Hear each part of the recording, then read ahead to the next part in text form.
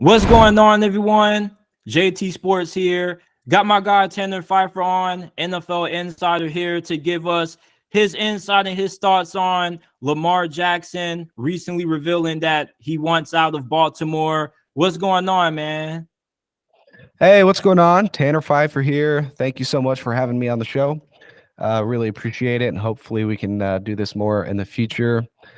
Lamar Jackson, trending topic right now. It's a big topic. One of the best players in the NFL recently tweeted out that on March 2nd, he requested a trade out of Baltimore. So big deal.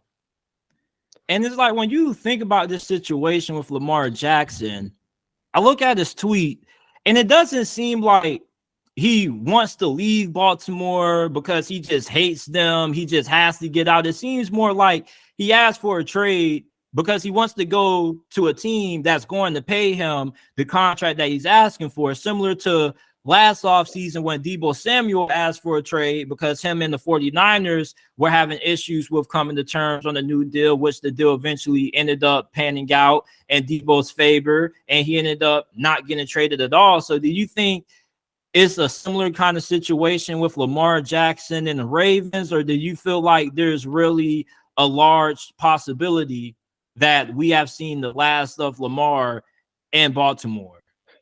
There's definitely two ways to look at this. I mean, if you look at this like factually, everything that's been leading up to this, and then Lamar tweeting today that in regards to my future plans, as of March 2nd, I requested a trade from the Ravens organization. I mean, just looking at everything, dude, it doesn't look like he's ever going to play in Baltimore again.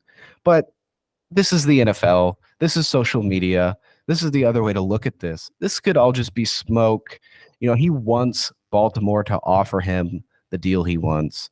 This is all stuff that's leading up to more negotiations.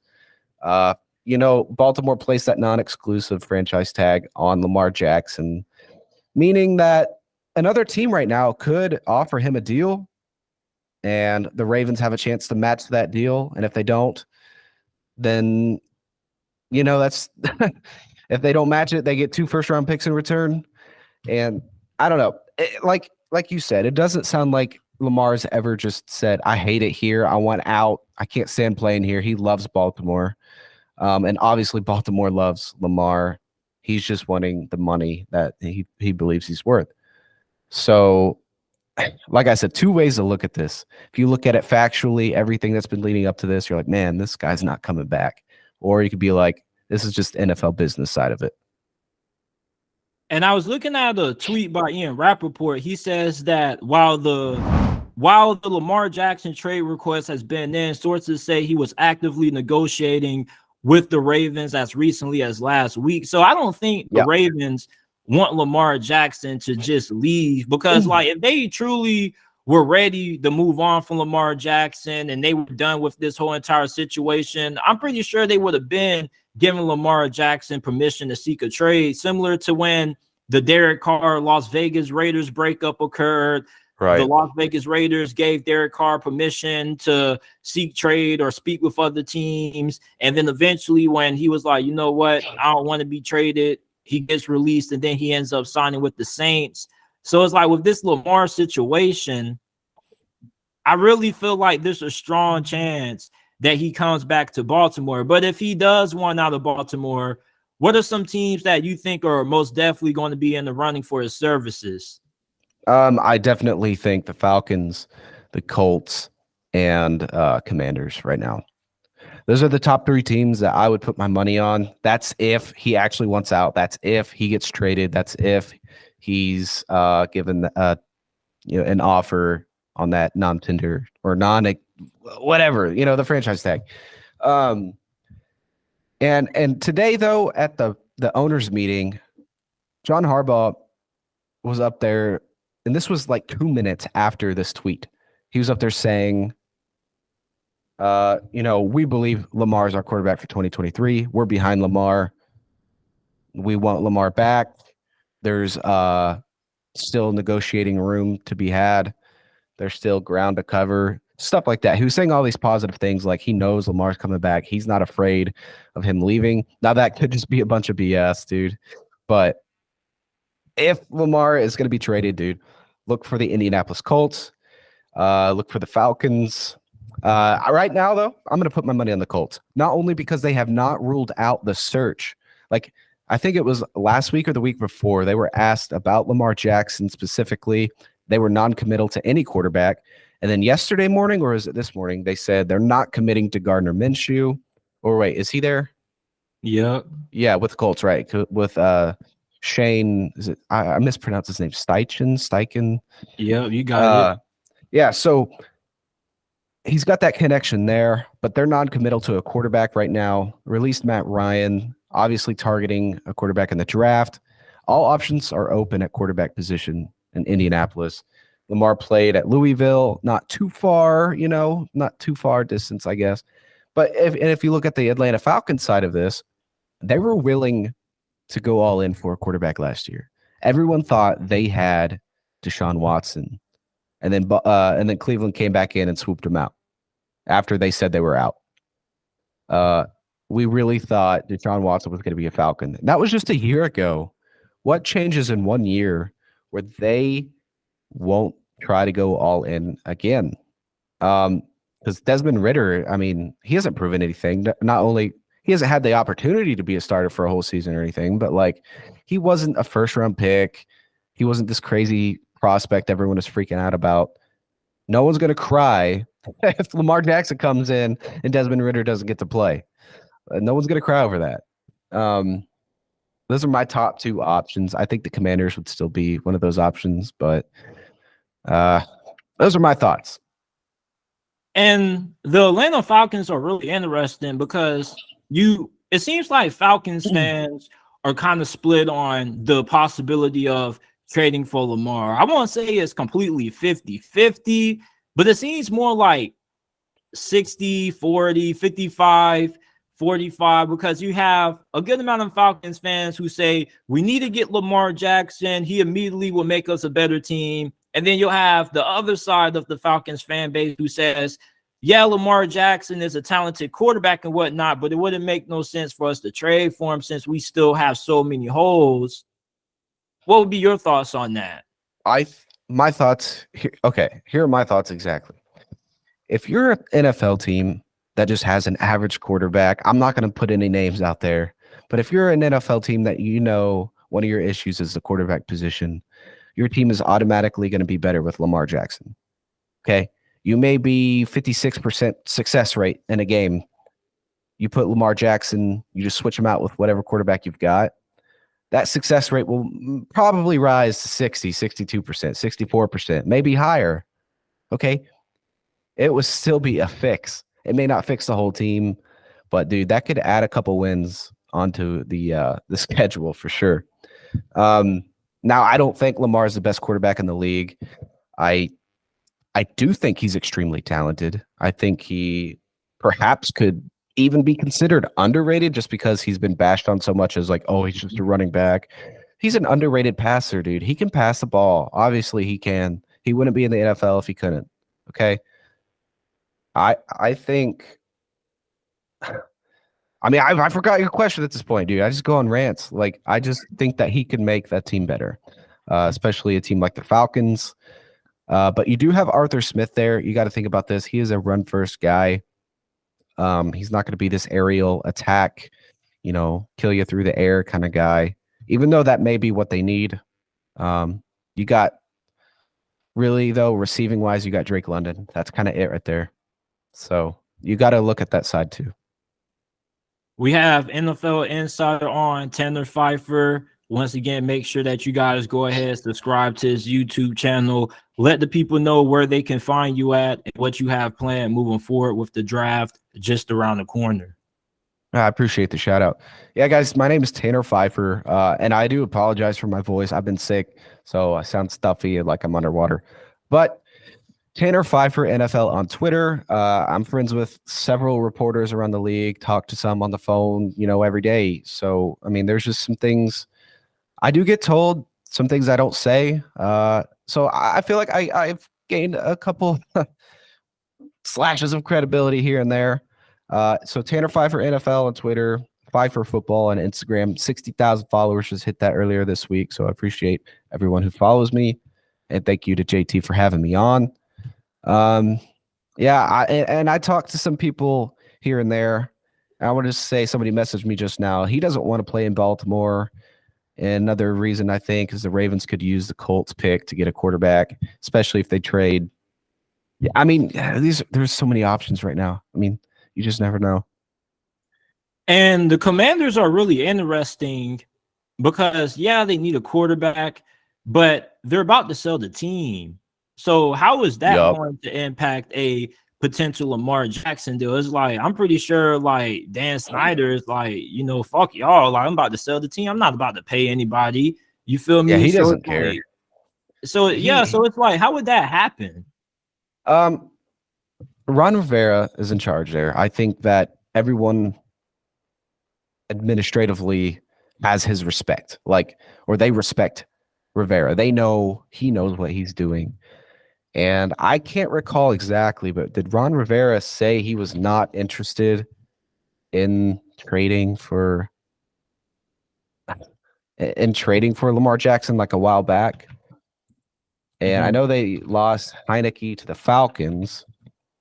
So who do they have at quarterback right now, actually? Sam Howell, that's right. Yeah. So they're not solid at quarterback, dude, no matter what he says. And if they do get a new owner, this guy could come in and be like, hey, I own this team now. Like, I want to turn this around. I want a different culture. I want this. I want this. I want this. And it starts at quarterback. Mr. Rivera, what can you do? Like, he can change everything. So it just depends who buys it, what culture he wants, and who he wants at quarterback. But I would definitely not count the Commanders out. I mean, dude, they got Sam Howell. As good as I think he could be, he's not Lamar Jackson.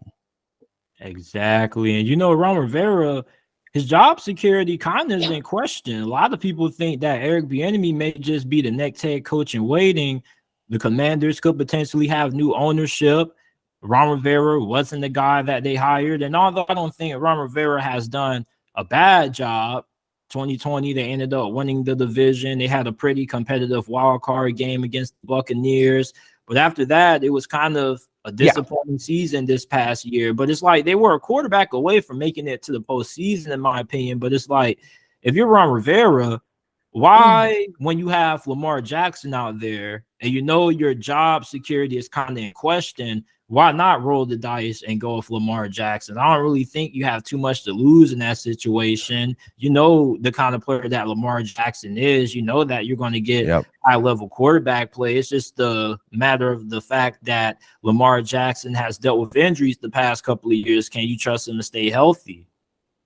Well, like you said, it's a roll of the dice. It's a gamble. I think if he does get on the hot seat, you really got to take that risk. You also got to think the Commanders right now signed Jacoby Brissett as well at quarterback, the king of a one-year deal. I loved him in Indianapolis. He was, a decently good starting quarterback. Loved him in New England. It's crazy to think that New England once upon a time had 3 starting quarterbacks on their roster. Garoppolo, Brady, and Jacoby Brissett. All 3 of them. It's just crazy. But he was pretty good for Cleveland this past year. Well, I won't say he was great, but he was solid. He was. And the dude is a leader, but I think he's on a one-year deal right now. You got to look at who you have right now at receiver. Terry McLaurin, Jahan Dotson. I think you still have Curtis Samuel there. You have Antonio Gibson at running back. You got a good defense. They just got to pull it together. Their defense was really good a couple of years ago. Have kind of slacked off the last, I think, year or two. But they could still be very, very good. And I think they've fired their offensive coordinator and got a new one. I would have to look to see who it is, but they still have a lot of talent. Diami Brown is still there as well at receiver. Cam Curl on defense, Arkansas boy right there. Jonathan Williams at running back, another Arkansas boy. Got to rep them. But they could just be a quarterback away, With a guy like Lamar Jackson, bro, that locker room presence, he could really change everything. I think it's a risk, but you got to take a risk. If I'm the Commanders, I got to offer him a deal, or I got to try to trade for him. Let me ask you about some dark horse teams that could probably be in the bidding for Lamar Jackson. Tennessee, Malik Willis was really underwhelming in his rookie season. You have the fact that they do have a pretty high draft pick. They, according to some reports, are doing a lot of due diligence on some of the top draft prospects. Arizona came out and said that they wouldn't be opposed to trading down from the 3rd overall selection. Tennessee possibly could be one of those teams who could swoop up and grab that 3rd overall selection. Could they possibly be a team to watch out for in this Lamar Jackson sweepstakes? So, dark horse teams, dude, are really fun to talk about. You got to look at teams who are just a quarterback away. Now, we did talk about just a few, but we've also covered teams who said they're not interested, or they are still playing options at quarterback, or have a high draft pick right now. Dark horse teams would include teams that unexpected. It'd be kind of unexpected. Now, there was this thing that came out like an hour ago, 2 hours ago, saying Meek Mill texted Robert Kraft, owner of the Patriots, or GM, I forget, whatever, that Lamar Jackson told Meek Mill he wants to play for New England. Who knows? This could just be another BS thing. So send Mac Jones, Matthew Judon back. Send him back to Baltimore. He's played there once. He might be happy there again. Who knows? Because he's an interesting, piece there. They might ask for high compensation in a trade. So Mac Jones, starting caliber-ish quarterback. Lamar Jackson to New England. You get back a couple pieces to help a defense. You lost safety Chuck Clark. I think they just signed somebody, but, Chuck Clark was a heck of a player. They're losing pieces left and right at Baltimore. And they're all kind of waiting for this Lamar situation. Imagine him in New England, dude. Bill Belichick, like QB whisperer, okay? Like, yeah, hasn't produced, or Mac Jones isn't Tom Brady yet, but come on, like, give it some time. But let's look at who they had calling plays last year in Matt Patricia. That's not going to happen this year. Imagine Belichick with Lamar Jackson, some of the weapons they have there. Their defense is always more than solid. They do pretty well. Something could be great there. Another dark horse team, like really dark horse team for me, would be. Now, this is extremely unlikely. Dark horse teams would be Miami, Detroit. Okay. Jared Goff was more than acceptable last year. Okay. But he's a pocket passer only. He doesn't provide a dual threat. Jared Goff, trade him to Baltimore, pocket passer, run first offense. I mean, I could see Harbaugh liking that. I mean, kind of like a Flacco deal. You got a new OC in there, Todd Monken. Yeah, exactly. And so that would not be that bad. Detroit would definitely be a favorite to win the NFC North, if they're not already. Miami, they have all the weapons. They say they've committed to Tua. They picked up his 5th-year option. But you got Jalen Waddle, Tyreek Hill. You did lose Mike Gesicki, but, they're going to sign somebody else. I think they have, but no big name. They're going to draft a tight end, I'm sure. They're a quarterback away, too. Now, I'm not hating on Tua, but I am questioning the health at the moment. He was in concussion protocol for like a total of 40-something days or 30-something days. Like, that's not good. Or send Tua back in a deal somewhere. Like, there's just a lot of options for a dark horse team, dude. Yeah, for me, if we're throwing out dark horses, I probably would want to say the 49ers, even though they probably wouldn't have the draft capital to do it. But just because it's dark horses, Lamar with the 49ers, if they didn't have to give up a key player or anything like that, would do some dangerous things with Kyle Shanahan. Even though I don't think Kyle Shanahan is the best when it comes to mobile quarterback, but I think a guy like Lamar Jackson could work in his offense. Lamar Jackson has operated a West Coast style offense in the past. He does have the ability to operate pretty well in a short intermediate passing game. Really, it comes down to his ability to read defense pre-snap, and I think that he's also pretty solid in that department as well. But once again, one last time, we have our guy, NFL insider Tanner Phifer, on. let the people know where they can find your channel at and where they can follow you at on social media.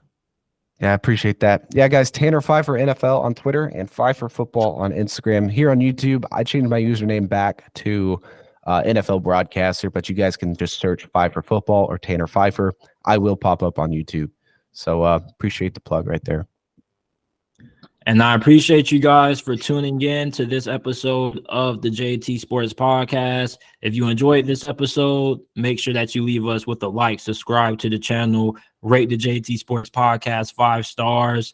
Every single video and full episode of the podcast that's uploaded on the YouTube channel is available in audio format on all podcasting platforms, Apple, Google, Spotify, Amazon, wherever you get your podcast from. You can find the JT Sports Podcast. And once again, thank you for coming on, Tanner. And I appreciate you guys for listening to this episode of the JT Sports Podcast.